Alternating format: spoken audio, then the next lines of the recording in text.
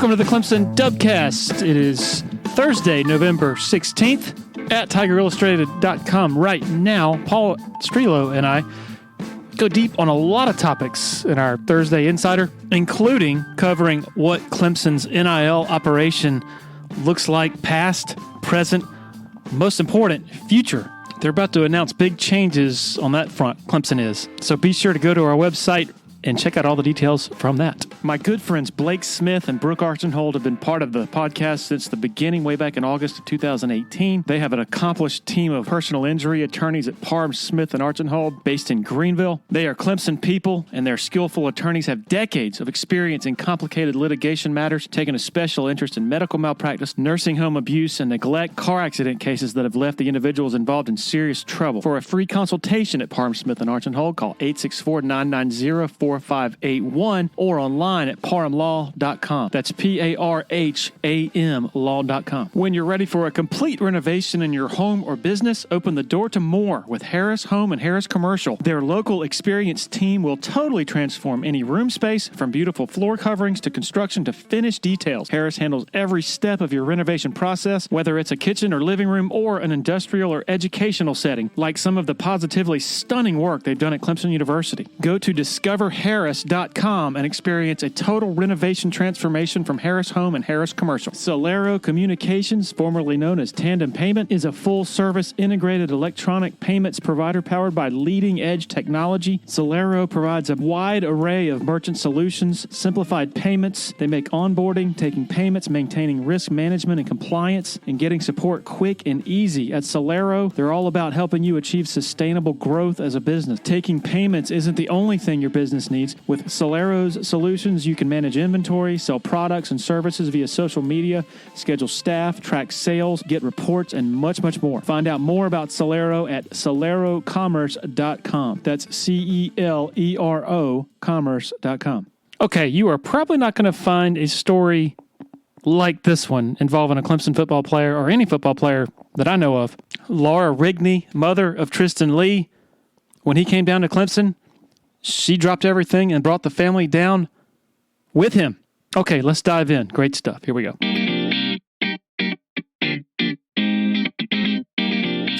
Okay, joined by Laura Rigney, the mother of Tristan Leigh. How you doing, Laura? I'm doing great. Thank you. How are you?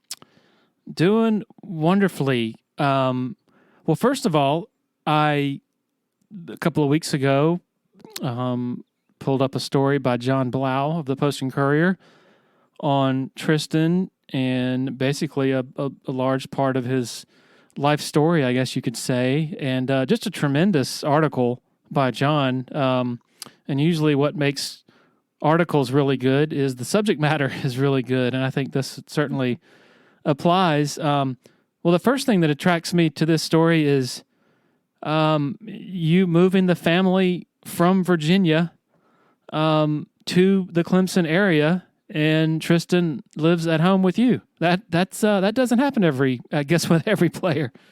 No, definitely not. Yeah, I feel very fortunate. I have been very supported by everyone around me, and Tristan is the middle of three children, and as soon as I saw in high school that he was starting to get attention for football, I let him know that I was planning on following him wherever he went to be part of his experience and just to make the logistics of him playing football easier. And he's one of those kids, like, he needs that extra support from his family. We love him to death. He loves us to death. And so I knew that would be something that he would really enjoy with us following him. And so I actually gave my job a year notice and said, I'm just letting you know, like, I'm planning on following my son to college, not sure where he's going. And when they were really, really supportive, and whenever a remote position would open up, I would apply for it and interview. And I finally found like the most perfect job for me that was 100% remote. And so I was able to follow him and stay with my current company, which is just wonderful. And what do you do for a living? So I'm a family nurse practitioner since 1999. I've worked remotely at an urgent care for the last several years since COVID, and I still have that job on the weekends. But I started working about 4.5 years ago in the world of dialysis with DaVita Dialysis, and I am an infection preventionist for them. So I cover basically the East Coast. I cover about 500 clinics, and I work with them with all of their infection control needs. And when you and I initially connected last week, you were on the road, I guess, traveling. That job, I guess, requires quite a bit of time on the road? Every once in a while, it's not too bad. I probably average once a month. I'll go somewhere for a few days, but because I'm on the East Coast, my area that I cover starts in like Delaware, moves over to like Ohio, West Virginia, Kentucky, Maryland, DC, Virginia, North Carolina, and South Carolina. So the most I ever have to travel is about 10 hours of driving, but I actually really enjoy it, and I get to go into clinics and see people taking care of our patients. And so I absolutely love it, but it's not too bad. Just a few days a month usually.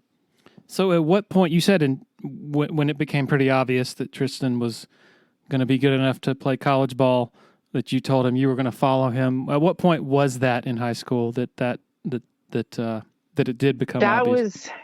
Oh goodness. That was probably his sophomore year, probably the end of his sophomore year of high school. He started getting attention, and I did as much research as I could as he was getting offers, because this was so new to us, and he went to public school. So it wasn't something that very many people were familiar with in our area. And so, I really wanted him to have every opportunity. So I literally upped my hours at my second job. I cashed out all of my savings. And as he got offers, we went to as many schools as we possibly could during his recruiting process. So I think we ended up visiting, I think I counted like 20 to 25 schools during those 2 years. And a lot of that was during COVID. So they didn't have official visits. So everything was kind of on our own. So give me the list. I don't know if you can recall them all off the top of your head, but the ones you can. We did. Oh, I got to think. The first place we went, Michigan, UVA, Virginia Tech, all of the Florida schools, obviously Clemson, LSU, Ohio State. Where else? Oh, goodness. We went to Georgia. What else? Just about any school that you can think of that's a big football school. We did not go to the West Coast schools. I knew he probably wouldn't end up that far away from home, so we did mostly. But we went to Texas, I think. We did just Oklahoma. We went to a lot of different schools, places we had never been. We had these amazing adventures just going there and things happening, and just being able to spend time together was really nice. We had a really good time. But Alabama, that was another one he went to a couple of times. So and then as the process went on, he started narrowing down his schools, and he ended up with 6 final schools that he was going to go, he was considering. And so those schools we tried to do a little bit more frequent visits to. So what were like the final 3 or 4? Let's see. Clemson, obviously, Ohio State, University of Florida, LSU, Oklahoma, and I'm missing one, Alabama. Wow. And so what was it? What was it about Clemson? I mean, that's some esteemed company there. It was really nice. Yeah, he was very fortunate to get to have the opportunity to pick where he went for the most part. So I think with Tristan, it was a lot more than just football. And it was interesting because I kind of helped him as far as come up with a spreadsheet of what to ask them when he narrowed it down to the final 6. But I was really careful to stay out of his decision because I wanted it to be 100% from him and not where I wanted to move or where I wanted to go. And I think it was funny because we had a final Zoom with Clemson, and at the end of it, they said, I know that we're done, but would you mind logging on, like, in another week and just talk about our Paul journey? And so we did that. And then they said, how about one more just about our educational programs that we have? So then he did that. And then I think for him, he had a private conversation with Coach Sweeney, and no one was there. I know it lasted about an hour. And I asked him afterwards, I said, what did you guys talk about? And he said, everything. And I said, what did you think? And he was like, it was great. And I thought at that moment, he's either like just had the best experience ever with a coach, or it's off the list, because he just did not give me any information. And afterwards, he told me that conversation really just solidified what he was already thinking, which is that Clemson was so much more than football. Clemson was such a great match for him. And it made him so happy to be able to commit to go there. Why don't you think he shared that with you right away? I think he wanted to make sure that he was 100% in his head before he told me, because he knew that once he told me, I was going to get excited. And so I actually did not know where he was committing until 5 minutes before he committed. Yeah. And I knew he was going to be like that. I can remember him coming to junior day, and Coach Caldwell said something to us afterwards. And he said, I thought he might commit today. And I said, Coach Caldwell, he is going to wait till the last minute. But when he decides, he's going to be 100%. He's not going to be one of these kids that flips back and forth. Like, that's just not the way Tristan works. He's very purposeful in the way he thinks. But when he does commit to something, he gives it 100%. So did he do the classic bring 4 or 5, 6 hats put them on a table to the press conference or the announcement, and then pick one? What was his style? He did. So he was supposed to play in the All-American Bowl, the Adidas All-American Bowl, and it was canceled because of COVID. And so NBC had a special instead. And so he committed live on TV. And the only people who even knew where he was committed to were Coach Sweeney, Coach Caldwell, his high school coaches knew, and just our immediate family. No one else even knew. We kept it a big secret, and so it made it more exciting the day of. And then we had to tell the facility that he was at was a local facility that were nice enough to open the doors to us for the filming. And the night before, he told them where he was going to go, and they actually made a painting on the wall with him with his jersey for Clemson. And they had a huge reveal right after they taped the live show of where he was going. So that was really exciting. So Fairfax, which is a suburb of DC, how far outside? About 20 minutes. Okay. My wife's family is from Oakton, which is right there. Oh yeah, right next door. Yes, sir. What's it like here compared to up there with all that traffic? Just kind of a different galaxy, maybe? Definitely a different lifestyle. We absolutely love it here. Everyone is so nice, and people are nice in Fairfax, but the traffic is definitely a big difference. The cost of living is a huge difference, but being here is really interesting because we felt very welcome from the beginning. And the way the culture is down here is so nice. Like, everyone basically is like a big family, and you have these people that you become really close to, and you literally can reach out to them for anything, and they're just there. And we've really, really embraced this community and have really enjoyed our time here. And it was meant to be. It was clearly meant to be, because everything just fit completely into place. Perfect. So he got here, what was it, summer of 21? Yes, sir, in June. Mm-hmm. June of 21. And so when did you and his younger brother, who's named Aiden, arrived down here? So let's see, I closed on my house in March, and then I commuted kind of back and forth every other weekend, just bringing loads of stuff down here. And then in June, we moved full time here, and Tristan also has an older sister, Caitlin, and she was in her final year of college. So she spent the summer with us, and then she went back to college, and then she moved in with us in that December of 2021.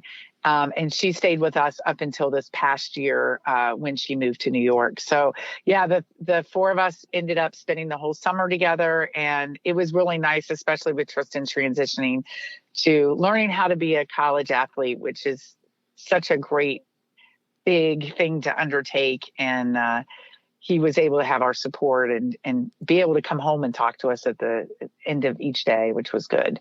As a mother, was there any part of that move that was intimidating at all? Just taking yourself totally out of your comfort zone and going somewhere else, starting from scratch? Absolutely, 100%. I think we had been in our house for like 17 years in Fairfax. I had pretty much raised my children there. And when they were younger, I had moved a couple of times, but we had really stayed put for a long time. And so I spent his entire last year of high school getting ready to put my house on the market and slowly packing things up. And it was really scary. It was exciting, but scary, and not knowing where we were going. So when I sold my house and closed on my house, I had no idea where we were going. We actually rented an apartment with in our school district for the last 6 months of 2020. Well, the first 6 months of 2021, but the last part of him finishing high school, just to be local. And we, for a lot of that, we didn't even know where we were going to go. So that was really interesting, and it was very intimidating, but extremely exciting. So when you're that rooted at somewhere, I mean, you obviously know a lot of people. And so, I mean, I can't imagine how many times you must have said, yep, we're all moving with Tristan to college. I'm guessing there might have been some double takes and maybe some like, you're doing what? You would think so. I think the community that we left was pretty tight knit, and they were really supportive, and they've been really supportive of Tristan throughout this whole journey. But I don't know that many people were that surprised, just because my children are my whole life. And so they know that, and they know that, I'll, do anything to be part of their dream and to help their dreams come true. So I think as crazy as it sounds to uproot and move, I don't think there were a whole lot of people that were that surprised, just because they know us and they know that we're kind of like a package deal, the four of us. So that made it easier. And you found a house, I guess, about 20 minutes outside of Clemson, near Hartwell. Whereabouts is that? We're technically Pendleton, but yeah, it's right on Lake Hartwell area. Gotcha. And Tristan he has lived there the whole time, has never lived on campus. Well, his first year he had an apartment on campus. I'm not sure he spent very much time there. I think he was more with us. I know during camp he had to be there, but as soon as camp was over, he pretty much came home every day. And yeah, he loved being at home. So it's been such a great fit for him. And his room, can you tell me, John Blau described it in the article, but can I get your description of what Tristan's room looks like? So he definitely has a very dorm-like room with posters and messes everywhere. And, I tried to give him as much independence as possible so that he doesn't feel like, he's at home. But yeah, he definitely has a college-like room, and he and his brother is in the same hallway as him, but his brother actually lives on campus this year. And so they shared a bathroom, and I pretty much stay out of that part of the house. What are the posters on the wall? He's got a death row poster, and he's got a lot of Clemson stuff. He's got a framed jersey from high school, and his letter that he earned in high school is there, and a huge Clemson flag, and some Dallas Cowboys stuff. And your Aiden, is a freshman at Clemson. Yes, sir. He's in the bridge program. Gotcha. I coincidentally, some friends of ours, their son plays basketball at Daniel High School, and last year I went to one of the games at Daniel, and they were playing Pendleton, and I had sort of heard about the story of you guys moving down here, but I hadn't really looked into it much. But I saw Tristan there, and I'm like, oh, his brother must play for Pendleton. But Tristan was just living and dying with every play, you could tell he was just so invested and intense in everything that was going on the court. Does that pretty well describe who he is as far as, watching his family and his brother and all that? Definitely. Pendleton knew Tristan really well. He literally would, when he had the opportunity, he would go to practice, Aiden's practices in the morning. If they were like a 7 a.m. practice and he didn't have football, he was there. He came to as many games as he could, which was kind of fun because sometimes we'd play Daniel and Coach Sweeney was there, so they could talk smack to one another. But yeah, he came to as many events that he possibly could. And I was so proud of him because it meant a lot to all of us. And I feel like most college kids are not like that. They kind of separate themselves from their family so they could have a college experience. But for Tristan, like for him to have a college experience, it includes being part of the family and being a support for his brother. So he came to as many games and practices he could. I'll never forget like Tristan would ran out of practice to try to make Aiden's award ceremonies for each of his sports. And I was just like, man, that like, you just don't see that very often of siblings. And that's just the way he is. That's the kind of kid he is. When you have a highly regarded offensive lineman or highly regarded anybody coming in and they don't make an immediate impact, the reaction of fans is typically, boy, what's wrong with this guy? How come he's not, doing what we thought he would do? That type of thing drives Debo Sweeney crazy, by the way, because his whole thing is, hey, guys, they develop,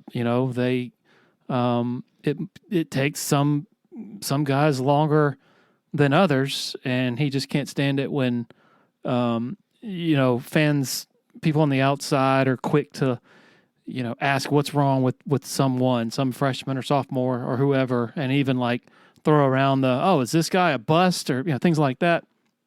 But with Tristan, there was some pretty, some pretty important context there as he, got to Clemson, and it took him a while. And that context was he missed his senior season of high school football because the state of Virginia canceled all fall sports that fall. So can we go back to that time, and can you reflect on exactly what that was like and how much that might have? I mean, clearly it set him back. If it would set anybody back if you can't play or practice, during your senior season. Absolutely. Well, the state of Virginia was one of the last states to bring sports back. And during COVID, we actually had one of the few weight systems in Fairfax. I had happened to just buy a weight system before COVID hit. And so we actually had kids that were on a waiting list to rotate in to quarantine with us so that they could stay in shape and practice with Tristan and play with Tristan. And Tristan got kicked off of our fields like on a daily basis by the police because he just kept showing up, and he's like, I'm going to keep practicing to get ready. And there was a huge movement in Virginia to bring back sports, and we initially were not part of that movement. Billy Wiles, who was a quarterback for Clemson, and Tristan's roommate his freshman year, they were technically roommates, even though that Tristan wasn't there a lot. His mom was a huge part of that movement. And I'll never forget the first night of what was supposed to be our first game of the season, which was canceled because of COVID. And it was, and I'm sorry I get choked up talking about it, but 8:00 at night, it's supposed to be kickoff. And my son was on the field by himself and he was practicing, and he was just like, even though I didn't get my season, I'm going to make the most of my senior year, and I'm going to make the most of all of this. And I'll never forget, like, he came home that night and I said, where were you? And he said, I was on the field by myself because the lights were on, because I guess they were timed for the game that never happened. And he said, I just went on the field by myself and was practicing. And I looked at him and I said, okay, well, let's get involved. Let's see what we can do. And so Tristan ended up becoming kind of the student ambassador, or one of our student ambassadors, for bringing sports back to Virginia. He took on a leadership role, and that's how we got to know Billy Wiles and his family, who are amazing, who his mom spent countless hours and putting together rallies and doing all sorts of things to bring it back. And so we ended up joining, we had a rally that Tristan actually spoke at, and we worked with a bunch of families in the state of Virginia, and everyone kind of had their own task. And our task was to connect all of the parts of Virginia together, because Tristan had gotten to know the recruits that were all over Virginia. And so we would have nightly Zoom meetings and we would strategize. And at one point, we put together a video to go to the state to tell them why it was so important for us to bring back sports. And Tristan reached out to like the top probably 30 players in the entire nation and had them make videos with their teams playing, and all of their teams coming together and saying on the video, we're playing, we're safe, we can do this. And then he reached out to all of the recruits in Virginia, and they were making videos about not just football recruits, but every type of recruit. So people were making videos about how, this was their chance to go to college. If they didn't get to play sports, they weren't going to get the scholarship to allow them to go to college. And so I was so proud of him, because he really emerged as a leader, and he was one of the leaders for this. And then we found out in December that they had decided to have a very small season for basketball and a small season for football. And so Tristan played basketball his whole life. He loved basketball, but he decided not to play in that miniature season because he didn't want to risk getting COVID and messing up football. And so he got to play, I think it was 6 games. And I can remember saying to him, are you sure you don't want to just go ahead and go to Clemson and start school and get yourself like ahead and in shape? And he said, Mom, all of this that we did was because we needed that season, even if it's only 6 games. And he said, and there is nothing in the world that would stop me from getting an opportunity to play with Aiden, his brother. And so we got to have a really small season, but he did get to participate, and he got to play with his brother Aiden, which made them both very, very happy. And he knew when he got here that was going to have an impact, because, a lot of the kids in his class did start in January, and they were able to get in better shape and better football knowledge for the college level. But he didn't care. He just, from the beginning, he had his priorities very straight, and being able to play with his brother and being able to be a leader and bringing back sports to him was such a high priority for his senior year. So had the fall of 20 football season happened as normal, he would have been gone to an early enrollee at Clemson? I think there was a very good chance. We never, because COVID did happen, we never actually really got to talk a lot about that opportunity. But I think there was a very good chance that he would have gone early if that hadn't happened. But I don't know. In John's article, he describes a picture that you have of Tristan and Aiden, I guess during that shortened season after a big win or something. And I think Tristan was crying. Is that right? So I have a frame picture, and it's Tristan crying in Aiden's arms when they beat our rivals for the first time in 7 years. And it was during that season. Wow. And that moment was insanely incredible, because that year we barely had any fans because, everyone could bring, I think, 2 people and that was it. Mm. And we were being really loud in the stands and really cheering him on. And Tristan played defense and offense. He played every snap of that game. He was bleeding. I mean, he wanted it so badly along with, the other players on the team. And he was so happy. And the funny thing is, I have a picture almost exactly like that I took after the Florida State game. And the Florida State game we lost, but it was Tristan this year, and Tristan was crying in Aiden's arm after that game. Oh, wow. And it was almost the exact same picture, but both of those pictures meant a lot to me because at the end of the day, whether it was the biggest victory or the hardest loss, him being able to be consoled by his brother meant the world to him. Yeah, and he was, I think I remember after the Florida State game, I don't know if one of the Seminoles confronted him or something, but I think I remember he was going ballistic on the field. Yeah, someone was punching some of the players and got another player in the back of the head. So Tristan was kind of trying to help with that, but he was definitely amped up. But yeah, that was a tough loss. So the summer of 21, as it's described in this article, Robbie Caldwell, who was the offensive line coach at the time, he put Tristan against Miles Murphy, and I guess in a drill, he wanted to see what Tristan was all about, and then Murphy comes at him with a long arm move, as it was described here, ramming his, I guess he describes it like a medieval knight in a joust, ramming his lance through an opponent's torso. Leigh fell. His face mask dug into the grass. He tasted a few blades. It was bad, Leigh said. I was beating myself up. I mean, I guess you probably remember that too. If you're this close with your son, could you just take me back to, if not, I guess also, if not that just that episode, but just that summer and sort of the reality dawning that, oh boy, now I'm with the big boys now, and this is going to be tough. Yeah, that was a tough night. It was interesting because that was during camp, so he was staying in the dorm. So he would call me at night after practice, and he called me and he said, "Mom, I tasted turf today."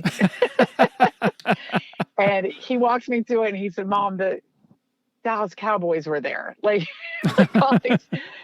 all these coaches were there, and I tasted turf." But I think that was probably his first eye-opening experience. But I remember him saying, this was like the first time since high school where he was just like, wow, this is, like you said, this is with the big guys.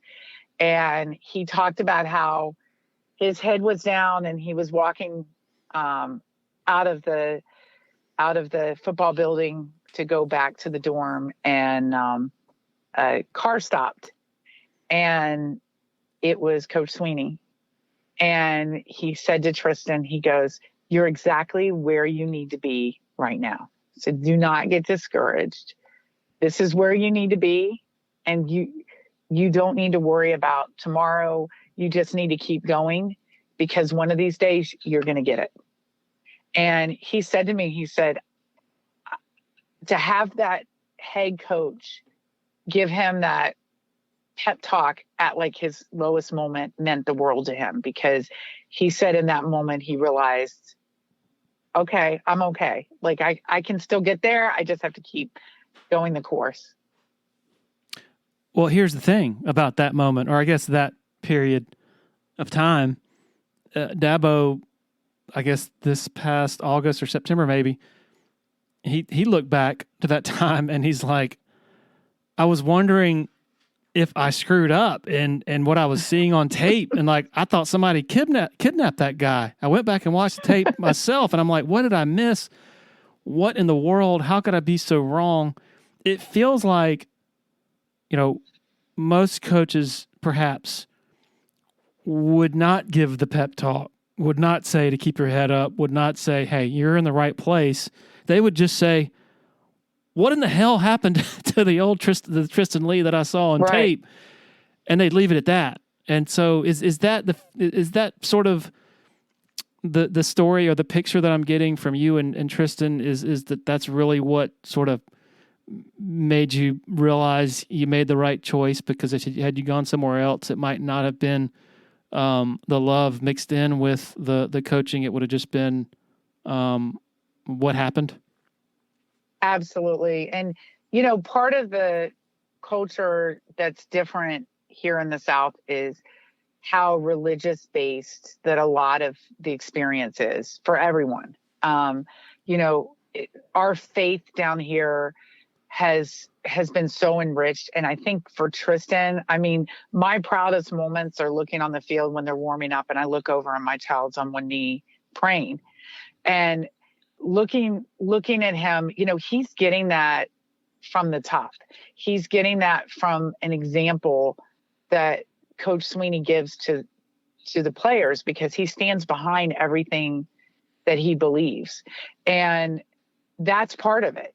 Coach Sweeney, even when Tristan's had a bad day and maybe he leaves and he's like, wow, today wasn't the best day. He has said to me time and time again, Coach Sweeney's never lied to me. He tells me the truth when it's good, and he tells me the truth when it's not as good. But that's what I need. And when he tells me the truth and it's not as good, it's because I need that little kick in the butt, or I need that little inspiration to keep going. And so I think that's what sets Clemson aside is the fact that, they are going to tell you the truth, but they're also going to do it in a loving way. And they encourage their players to keep going. They're going to encourage them to get better day after day, which has just been amazing for Tristan. So he redshirted. Was that hard for him? Because most college players of his caliber don't come in thinking that that's even on the radar. He was great. I wasn't as good as he was.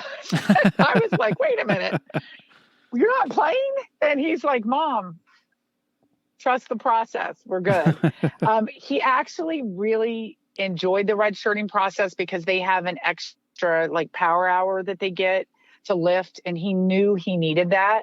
And so he enjoyed that part of it. And then he really trusted the process. And I can remember him saying to me his first year, my role may be different from season to season, but my role right now is to be on scout team and be the best scout player that I can possibly be. So I can remember him studying film the week before we were playing somebody, just so that he could make sure that he was giving the D-line the best tips possible. I can remember what he was saying, when we played Georgia, the person you're going against, he does this to the left or to the right, or he does this with his arms. And so he made it his mission to do the best job he possibly could, and that be his role until he was ready for a different role. And Dabo backed up what you said about him being cool with it. He said he saw it. Everything we said, Tristan said, yep, you're exactly right. And you don't see that a lot when you're dealing with a 5-star recruit who has been told how great he is his whole life. So that's pretty cool. He definitely is self-aware. And I think that's one of the reasons that he does keep getting better, is that he's constantly, after every game, if he doesn't say anything, I can see it, I can see his mind working. He's not focusing on what he did well. He's focusing on what he can improve. And that's just how he's always been. Upstate foodies, want to take a moment to talk to you about our favorite taco spot, Willie Taco. 5 locations across the upstate. This award-winning team has been serving up fresh taco fusion for a solid decade now. The chefs at Willie Taco utilize the freshest, most creative, and sometimes unexpected ingredients in their kitchens. Come see why Southern Living, Garden and Gun, and Food and Wine Magazine are raving about Willie Taco and their signature offerings, such as their Southern Tide, crispy avocado, Nashville hot chicken tacos, literally flavors you will not find anywhere else, folks. folks. And don't forget about the cocktails. Super fresh margaritas, ice cold cerveza, and over 80 tequilas served up daily from behind the bar. So don't wait, folks. Your Willie Taco Familia is ready to serve you up their twist on funky, fresh fusion. It's the Willie way. Want to share a quick word about Founders Federal Credit Union? If you've been to a sporting event in Clemson, you've probably heard about Founders already. They are the official credit union partner of the Clemson Tigers. In addition to that, all Clemson faculty, staff, and students are eligible for membership as well as IPTE members. Its office is located beside the Walmart Neighborhood Market on Old Greenville Highway in Clemson. For more information, go to foundersfcu.com. Another loyal supporter of the Dubcast is Blackacre Law Firm in Greenville, a subsidiary of Parham Smith and Archenhold. Blackacre helps South Carolina residents achieve their dreams of home ownership by providing experienced professional representation for real estate closings. Attention to detail is crucial in real estate law. Blackacre is committed to making sure nothing gets by them preparing residential or commercial closings. Blackacre also offers estate planning services for their clients in the Greenville area. Find out more about Blackacre at 864-326-3507. I want to go to the article that John wrote, and something that really resonates is the anecdotes from one of his former teachers in high school, Amy Durand, who it was her job to protect Zoe. I think I'm pronouncing that correctly. A special needs student who was mixed in with general education peers in a team-taught classroom. And I guess I'll just read this passage, just straight word for word, if that's okay. No doubt in Durand's mind, she needed to seat Tristan, the star football player, in the back of the class. One, it allowed room for his 6'6", nearly 300-pound frame to spread out. But two, it allowed space for Zoe, who was on the autism spectrum and prone to involuntary outbursts. Durand had a stereotype of star athletes in her mind, arrogant and egocentric. It took one awkward moment from Zoe, shouting out and rocking back and forth, for Durand's logic to fall apart. Giggles were festering in the classroom. Students turned around, eyeing the 5-star recruit, waiting for his cue. Tristan stared back like a stern parent, relaying with his eyes, "Don't you dare." And then the quote from Tristan is, "If you have the power to change the culture in school or in a group, you got to use that." That's where I saw that opportunity. I saw them picking on her, and I'm like, I can shut this down right now.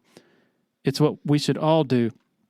Laura, I would guess that if Tristan goes on to win a national championship and a Super Bowl, whatever, the height of football, that whatever that is would not make you as proud as you are from that anecdote. Absolutely. I'm so proud of him. He's always been like that. He's always been kind of the big kid in the group, and he's always been very social. So he's always had people around him, and he's never once not done the right thing when it came to ethical issues, or anything. He's always stood up for that other person. He's just, I don't even know how to say, he's just a good kid. And I'm so proud of him because he does recognize that he has the potential in his life to make a difference. And I know that there was a guy who came to talk to the team his freshman year. And I can't think of his name, but he wrote a book called Being the Bean, I think is what it's called. And Tristan, when he came home that day, he was talking about how that's what he wanted to make sure that he did in his life, is to be a positive influence around those that are around him and making a difference in a positive way. And I don't know, I don't see a lot of 18-year-olds. Now he's 20, but I haven't experienced a lot of kids his age that kind of think that way, but that's the way he's always thought. He's always had, when he was in high school, he made sure that if there was a kid in the corner that was quiet, that's the person that he went to friend. And he's had, because of that, he's had challenges that some of the kids haven't had in high school, but that's just kind of the child that he is, or the young man that he is. And as he gets older, he just becomes more and more passionate. Um, it's hard to describe, but I'm just so proud of him. He unfortunately had two friends in high school that were victims of suicide. And watching the relationships that he has with their parents makes me more proud than anything he could ever do on a football field, because he just seems to get it. He seems to know what's important in life and where any energy you have should go. And I'm so proud of him for it. So he still keeps in touch with the parents, that's what you're saying? He does. And one of them, and I know she doesn't mind me saying this because she and I have talked a lot about this, but there was the mom of this girl that he grew up with that did unfortunately take her life when she was in high school. During COVID, it was right at the beginning of COVID, and he actually formed a friendship with that mom, and he talks to that mom on a monthly basis. Like they're friends. You know, there are certain times of the year where he actually goes home just so he can see this mom, or to go visit her grave. Like he's very involved with their family. And I mean, it's really changed the person he is based on what their experience was. And they are just wonderful people that have been through like the worst tragedy that I could possibly ever imagine.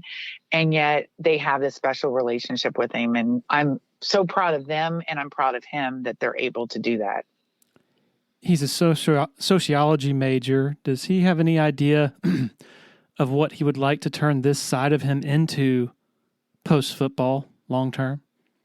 I don't think he knows. He has a minor in criminology, or an emphasis on criminology. And his dad's a federal probation officer. So, and was also a sociology major. So I'm sure that's probably in the back of his mind. But when I've asked him, he says he has no idea. He just knows that this is definitely something he's interested in and he's enjoyed studying. What has this season been like? He's risen to starter status after playing sparingly last season and the season before, and in addition to that, he goes over to right guard at a spur of the moment. But he's never played inside before, and actually played quite well. That was one of the bright spots, I think, in the NC State game, and then has the bounce back out to left tackle. This has been pretty wild, but impressive, I think, overall. When I ask him about this season, he talks about how much he's grown as a player and as a person from this season. And I mean, every opportunity that he has had, he's taken advantage of by, doing the best he can at whatever it is. And so, this season has been unique, but at the same time, I think he's done it. I feel like he's done a good job, but I'm biased, so I'm his mom. But he never gets discouraged. He's always just positive, and he's always sees everything as a challenge. What was it that lit a fire under the offensive line before the Notre Dame game? Because I was not surprised that Clemson won the game necessarily, because college football is a crazy game. But I was surprised that with Colin Sadler out, and with obviously Walker Parks having already been out, that you throw in Harris Sewell and Trent Howard, and the offensive line just gets pushed that we had not seen all year. What's your explanation for that? We wanted it. Last year was rough. That loss was really rough. That was a long trip home just because we were so sad. But they really, really wanted it. I felt like we had something to prove. And they went on that field as one unit, as one team, and they proved it. Nothing was going to stop them from winning that game. I truly believe that. Did you have that sense from him going into it? Absolutely. They wanted it so bad. I could just see like the week leading up to it.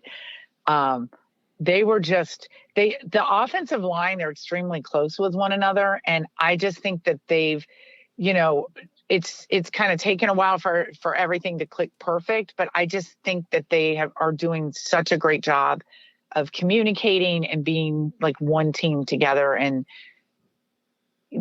everyone's playing different roles, everyone's doing different things, and yet it seems to be working. And I'm proud of all of them. So it says you've officially risen to the rank of team mom? Yes. What is that? So Clemson is unique in that we do have a team mom role. KJ Henry's mom was the last one. And this year I took over being the team mom, and I'll continue to do that. And it's really been nice because it just gives everyone kind of a go-to person on the team. And then for me, it's been nice as well because Tristan has played different roles on the team. So I know what it's like to have a child who's redshirted. I know what it's like to have a child that's been able to start in a game. And so kind of having that different perspective as a parent. And then our parents are really close to one another. We have a great big tailgate that we all do together before the game. And then after Tiger Walk, we all meet for a prayer before going in to the stadium. And the prayer is optional, but we'll do like announcements. And then we kind of do a 1, 2, 3, go Tigers. And everyone gets hyped up right before we go in the game. But it's been really nice. And I've really enjoyed it too, because I've gotten to know the new parents as they've come in. And I've learned a lot because sometimes they have questions that I can't answer, but I can find the answer. And then I'm able to learn more by doing that as well. Do you go to the road games as well? I go to all the games. As long as he's dressing, I'm there no matter what. Being in the section of the families of players, it's a different world because all of you are invested in your sons out on the field. You're with them regardless, obviously. But when things aren't going well, you're not in it's not glassed in. You hear what the folks elsewhere are saying, and it can be nasty. Can you give me an idea of what that existence is like, particularly this season, because they've lost 4 games and people are not used to that, and it can be tough. I mean, it's tough for everybody, but I would imagine especially tough live in the moment when things aren't going well and people are showing like raw emotion in the immediate aftermath of things they don't like. It's been interesting. So up until this year, I have multiple sclerosis. So up until this year, I've been in the handicap section. So this has been my first year of getting the opportunity, which I'm so proud of being able to do, to be able to sit with the parents. And some of these games are intense. This year, probably the hardest or one of the hardest was after NC State. And I mean, their fans, were giving us big L's as they walked by us. And, you can usually pick out the parents out of the stadium when we're leaving. And so a lot of times we're a target for the opposing teams because of that. I think because the parents do sit together, it makes it easier because we handle it as a unit, as a team. And it's interesting because a lot of times we're just exchanging glances like, darn, or, oh yeah, this is good. Like this, they're clicking, they're not clicking, just depending on the game and the moment. A lot of us are communicating within ourselves, but I definitely think it helps to have us there together because we understand each other. We all have the same feeling going into the game. We want it so badly for not only for ourselves and as fans, but for our children to succeed. So initially, as a kid, Tristan was a soccer player because you would not let him play football. Let's go back to that. Yeah, he wanted to play football so badly, and I was worried about concussions, and I was worried about the safety part, and So we ended up doing soccer, and my kids, all three of them, ended up playing a really high level of soccer. Tristan, when he was 7 years old, he was practicing with the 18-year-old goalies on the travel soccer team that they were on. He always had a really natural talent for not being scared of the ball or being scared of contact. So that was good. But I'll never forget his last soccer game ever. He was in goal and someone came after him and he just completely wiped the kid out, got thrown out of the game. And I went on the sideline and I was like, Tristan, and he goes, Mom, please let me play football, please. And I said, I think you're ready because you just wiped out someone. So completely got kicked out of the game. I'm like, I think it's time we switch to football. But it was his soccer skills definitely were good for the football field. I actually think it's helped with his footwork and his arm work with being a goalie, because being a goalie you have to be very quick, but you're also using your hands. So I think that really helped him. I'm not sure how much he's looked back and missed soccer because he just wanted to play football so badly, but there was an adjustment because by the time he started playing football in 7th grade, a lot of the kids had been playing football their whole life. And so when he kind of hit the field, it took a while for it to click for him. And, that was a tough year. We had a couple of tough seasons. And then when it did click, it was absolutely amazing to watch. Now, his father, Stanley, played at UVA. Is that right?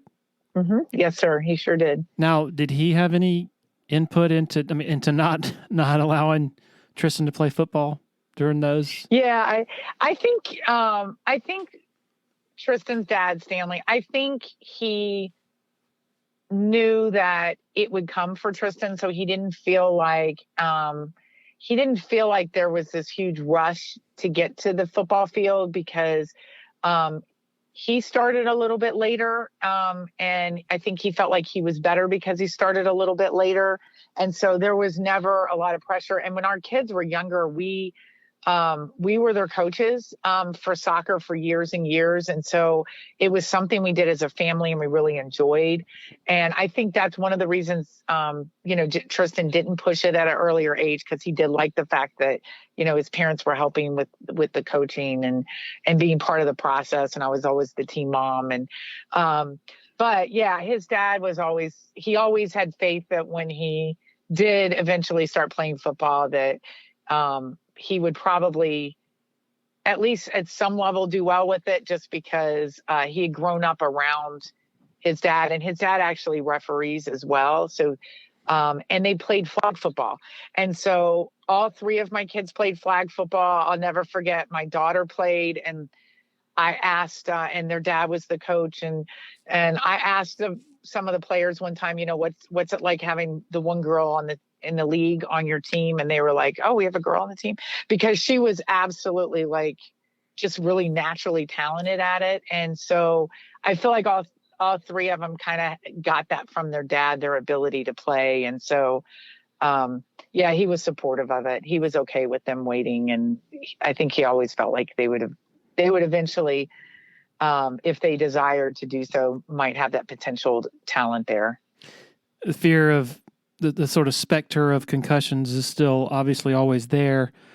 Most recently, of course, with Shipley's just two horrific hits that he absorbed against NC State, and then again against Georgia Tech, neither of which I can't figure out or even looked at for targeting. That's just scary stuff. I mean, Will Shipley had a press conference a couple of days ago, and you can just tell, even with him, this warrior, somebody who just gives everything he has out there, that it really made him sit back and consider some things that he might had not considered before. Just like, man, this is dangerous. I guess it's always hard, even when you do allow your son to go out there, and even when he's doing well, it's just that's still sort of lurking, I guess, always. Mm-hmm.